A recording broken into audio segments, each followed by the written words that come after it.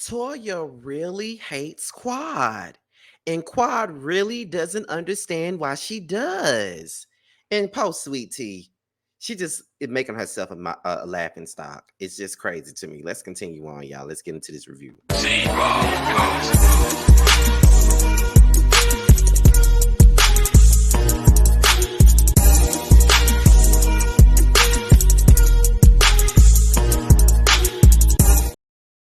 What's good, you guys? This be your boy Scotty by Nature TV, and we're here for a brand new review of Married to Medicine. This is season 10, and this is episode 3. What is going on, you guys? I hope you guys are having a wonderful Monday, and I intend on doing the exact same, honey. All right. Now, before we get into the review for today, you guys already know what we do.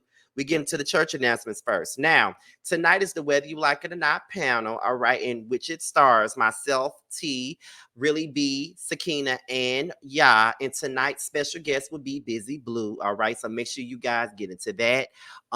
There won't be a chasing panel tonight. I mean, on Wednesday, due to the fact that Chasing Atlanta won't be airing this week. They're on holiday break. So we'll be back next Wednesday, however. But this Friday will be Boys Night Out. Make sure you guys tune in at 8:45 Eastern for myself, Jamar, T, Josiah, and Maddie. And also on Monday, make sure you guys tune in for Love and Marriage Huntsville live review. All right. So with that being said, you guys, it's pretty much all that we got for the church announcements for today. So we're going to go ahead and get into this review for Married to Medicine. Now, before we say anything about the episode itself, I just want to say that this season is really good so far.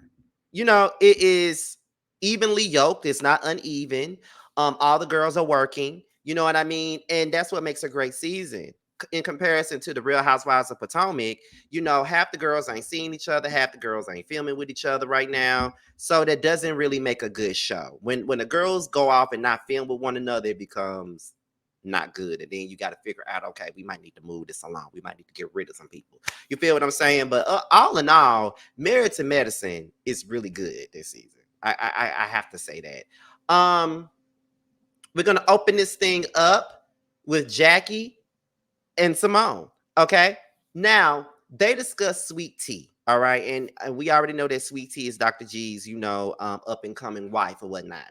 And they're saying that Sweet Tea is just going through the motions. She's going through a lot of things right now. She's having frustrations with Greg in this wedding planning because she really thought that Dr. Greg was going to be a part of this whole situation. But the only thing that he's really doing is funding everything. He's not being a part of the planning aspect, if you will. All he's doing is flipping the bill. That's all he really doing. But she need him to do more than just flip the bill. But and Simone was basically saying that, Sweet Tea is looking to hire an assistant. And Jackie was looking at Simone like, well, what the hell she need with an assistant? And I'm saying the same thing. Like, what do you need an assistant for? Like, I'm not saying that you're not important, but if that's the case, I need to get a damn assistant. With all the stuff I got going on, like I work, I do this, I got stuff on the table, stuff people are asking me to do stuff. So do I need a damn assistant at this point? I mean, I'm just saying, do you really need an assistant with you to help plan this damn wedding? No, what you need is your husband to help you. But I guess if your husband not gonna help you, then of course you're gonna go into other greener pastures, if you will, I guess. You know what I mean? So I kind of feel bad for Sweet Tea. Like, she's coming into this show as a laughing stock. And then on top of that, she's perpetuating the same things that Quiet once said about Dr. G. So I wonder if everybody's going to look at that and see that Quiet wasn't really lying about that aspect of it all. Next up is Dr. Heavenly and Sweet Tea. Dr. Heavenly is not Sweet Tea's friend. That's number one. Dr. Heavenly be shading up out of Sweet Tea. And I don't see how I don't see how Sweet Tea doesn't see that. Like, she shades her down. Like, she shades her down. And I don't see how that's not in the cards. Like, how she don't see that. Because she gets shaded down every single time. She was saying that the wedding planning is rough. She thought it would be a little bit more easier, but it's really not that easy. She says that it's not easy because Dr. G is not really involved in everything. Like, everything is all on her.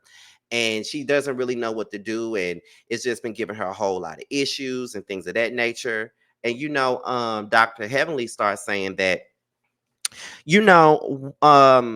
one thing about me and one thing about my mom is that she always preached to me to always have your own. Always have your own. You know what I mean? Always have your own. And that's the thing that's been instilled in her. And I do remember Dr. Heavenly saying some similar things in season 3 of Married to Medicine. I think that when the white girl was on there, what was her name? Jill. She was really good friends with Toya and all that. And so she was basically telling her that you need to have your own because you're focused on this man, you're spending his money, you don't have nothing going on for yourself. And when it's all gone, then it's all gone. And come to find out, when Jill got divorced from her husband, she didn't have nothing. She didn't have anything. All she had was her damn kids. And I really believe, if I'm not mistaken, he took the kids from her, if you really want to be real about it. So to me, it's like, I get what Heavenly is saying. When y'all be marrying these rich men, these men with money and stuff like that, you do need to have something that belongs to you. You can't just focus and be strictly dependent on some man. You got to do something for yourself. And so that's when Sweet Tea was like, well, it ain't like I ain't got my own money. I mean, I got my own money, like I make my own money. It's just that, he pays all the bills. And so Dr. Heavenly was like, well, does he remind you that he pay all the bills? And she was like, well, yeah, he does say that, he told a lie to, try to teach me a lesson and something like that. And, he's kind of controlling everything, got to go his way or the highway and stuff like that. And then, Dr. Heavenly was like, no. And also Sweet Tea was saying that he also be comparing her to Quad quite a bit. Like a lot of the times they get into arguments about certain things. And sometimes, he goes along the lines of, oh, you saying the same thing that Quad said. Oh, you saying the same thing that Quad said. So that's also a problem for her, that she's being compared to his ex-wife. And I know that would be a problem for her, because that would be a problem for anybody being compared to their man's ex-wife. You feel what I'm saying? So that's how I feel. You feel what I mean? Right? Right. Dr. Heavenly basically said that what's crazy to me is that the same thing that she's saying is the same shit that Quad said. You know what I mean? Quad was based. I remember Quad telling me some of the same stuff that Dr. G used to say about and that she used to say about Dr. G. He's controlling. He wants everything to be his way. It's his way or the highway. Like those are the things that she said about Dr. And some people didn't even believe the stuff that Quad was saying when it came down to Dr. G. I mean, I guess they felt like she was just saying shit just to be saying it, or she couldn't handle certain shit. I don't know. But I remember when she was saying that Dr. G was controlling, all that people was doing was dismissing her, saying, well, you married him for the money. You ain't really want him no way. Saying stuff like that. So, I mean, I guess she was vindicated in a way about the things that Dr. G said and did to her. Go figure. We can move on to the very next thing. So, what's the next thing here? Simone and Cecil, they were having dinner with their boys, and Cecil understands the boys more because Miss Simone don't understand the bullshit that they got going on. She feels like Cecil understands because he's a man and he's been down the same roads that they've been down. So of course he understands it. They're not gonna hear what she says. You know what I mean? So I think I forget the boy name. I know one of her sons is named Miles. I forget what the other boy name is, but apparently when he gets done with college, he wants to move in with Simone and Cecil again. And then she was like, do you really want to move back into my house and live? And then he was like, unless you and my dad get an apartment for me. So he wants an apartment, but they want Simone and Cecil to fund the apartment and stuff like that. So Cecil looks at it like this. You feel what I'm saying? Like, our parents couldn't afford to, give us the life that we're giving our kids. So why not give our kids the life that our parents couldn't give us? Like, we give them all the resources. But Simone doesn't really see it that way, but that's the way that Cecil sees it, right? So Simone says, well, if you want me and your dad to do this, me and your dad have to be on the same page, and we're not always on the same page. So we got to see things the same way. You feel what I'm saying? And I get it. I get exactly what she's saying. You do got to see stuff on the same page in order for it to work out. I mean, that's just the truth here. Like period. Like, you can't just go along and do shit. You got to work with somebody. Anytime you're doing something as a duo or group, you got to be on the same page. And Simone and Cecil don't hardly be on the same page, but to each his own. But I like these conversations that the people are having with their kids on this show. I really do enjoy those. Next thing up is Heavenly, right? So we sitting here with Dr. Heavenly, and we got Alora here, and she got Dr. Heavenly. Dr. Heavenly got Alora helping her make some spaghetti. Lord, that's something my mama love to damn cook. Lord have mercy, but I'm gonna miss it when I move out. Trust and believe me. She then Damon comes in, Dr. Damon comes in, and then they start talking to Allure about, undergrad and college and stuff like that because Allure's looking to go into college. And they were saying that, in undergrad, that's the time to make friendships and have fun and do stuff like that, which is the truth. I wish I would have learned that when I was going to college. My first year of college, I didn't do shit but eat, go to class, and go back to my room. I didn't talk to nobody. Like, did nobody really see me?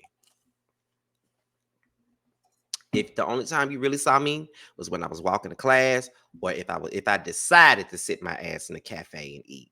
But half the time I took my food to go and go back to my room and eat. Like that's what I used to do. So that's just the truth here. But um I do know that Allure wants to go to FAMU and they don't want her to go to FAMU. They think that FAMU is way too far. Heavenly wants her daughter to go to Spelman. That's what she wants her daughter to do. But I don't really believe that that's what she wants to do. Like she don't want to go to Spelman. She want to go to FAMU. And Allure's whole thing is I feel like you guys went far away to go to school. So why is it a problem for me to go away for school? Like y'all did the same thing. And she does have a point there.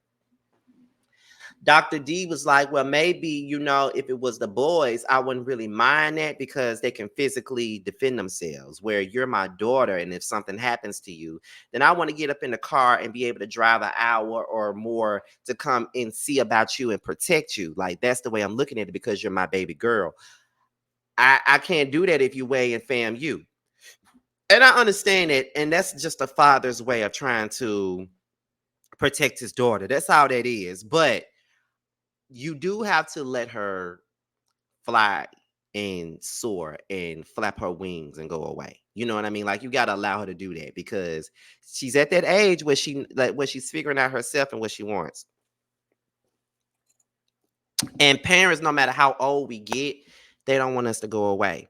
I remember telling my mom a couple of months ago that I planned on moving to Atlanta, and that was a very hard conversation because we're so attached.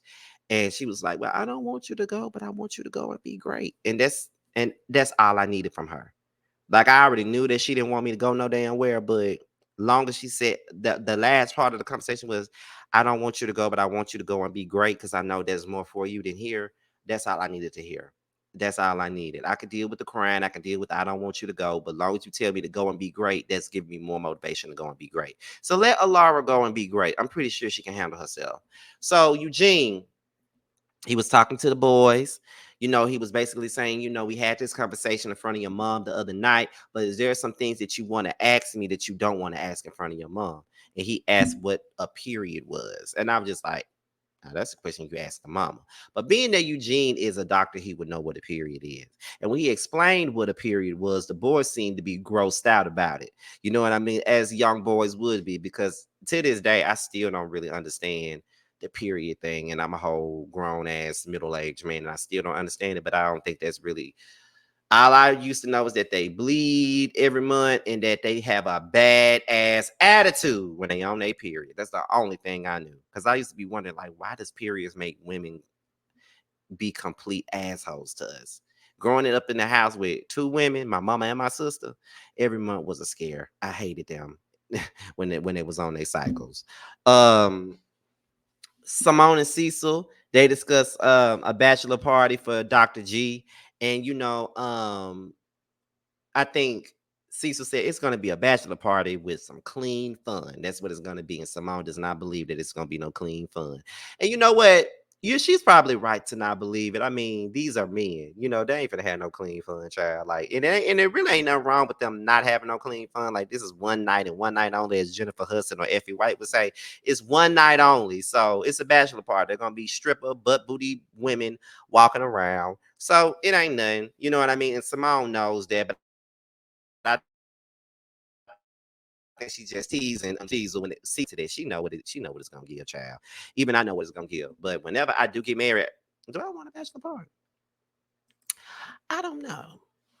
I have to talk to my best friend Tay and talk to Jamar about this since they will be the ones to plan my shit. If you feel my drift. Anyway, the pamper party, everybody arrives. Toya says that this is not about sex, it's about getting pampered. Dr. G's bachelor party is going along. They got all the strippers. The strippers are dancing all on them. Those men are very hot and bothered and very excited. But that's all I really got for that bachelor party. I don't really care about their bachelor party. So we get into the pamper party.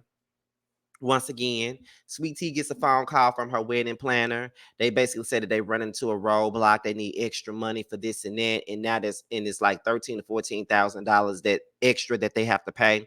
And Sweet Tea is really not feeling it, so she's very frustrated about that. And as she's frustrated, her sister is trying to comfort her, but Sweet Tea gives her ass to kiss. Like she pushes her away and tells her, "Don't touch me, don't do this, don't do that." And I'm like, girl. She trying to look out for you. Like, calm the down. And it looked like Kanisha wanted to get up on Sweet Tea's ass. And if I was, I would have got on her ass about that. Period. You don't sit up here and treat me some type of way in front of these people and think that, it's gonna be okay. Nah, muff, it ain't gonna be okay. No, it's not okay for you to do that. Absolutely not. Like I'm trying to help you out and comfort you, and you up here acting a damn fool in front of these damn people just because you frustrated. Like, girl, sit your ass down. Um, as Sweet Tea and Kanisha are in the background, Dr. Heavily sits in front of this woman's back, shit, maid of, I'm about to say bride of honor, maid of honor, and talk about this girl and say I don't think she ready to get married. She said that Dr. G was controlling and all this other stuff. I don't think she need. How you gonna sit at her damn pamper party and talk about her like that, Dr. Heavenly? Like I don't understand it. You ain't got no cool, none whatsoever. Next thing you know, Phaedra goes outside, and the next thing you know, Quad walks in. Toya is not feeling Quad being there. I wasn't feeling Quad being there. She had no business being there at this woman's party. But then Sweet Tea and Quad embrace. And then, Quad says, I don't have a problem with you. I think that you're a beautiful woman, and I'm happy for you. And they embraced. But Toya called Sweet Tea out because she was saying that just the other day you didn't want us to mention Quad's name, but now you're sitting up here hugging on her and being all lovey-dovey with her, and I don't like that. And I'm like, I love hate Toya sometimes because she really calling it out for what it is. That's very true. Um, and Toya asked Phaedra to get Quad the fuck up out of here. And my thing is that, listen, Toya ain't feeling Quad, and she got every right not to. Period. And Quad want to act like she don't know why. You know why that girl not with you. You know why. But that was pretty much the end of the episode. The episode was very good. I'm hungry. My stomach is growling. I need to go up here and get. I got a taste for some Wendy's. I ain't had no Wendy's in over a damn year now. I don't know why I want a double stack. Anyway, before we go, let's get into some bills to be paid. Make sure you guys go and support Tramiel. He has a brand new single out called Long Days. It's available everywhere, so make sure you guys get that. And then also support Bando. He has a brand new single out called Bando's Dream. It's now available on Spotify, Apple Music, and YouTube. With that being said, you guys, your boys up out of here. Be sure to like, rate, comment, subscribe, share this video, and also click on the notification bell so you can be notified whenever a video drops. And if you want to follow me on any form of social media, my Twitter, my Instagram, and my TikTok will be down below. With that being said, you guys, your boys up out of here. And I'll see you guys for the next video. Bye, y'all.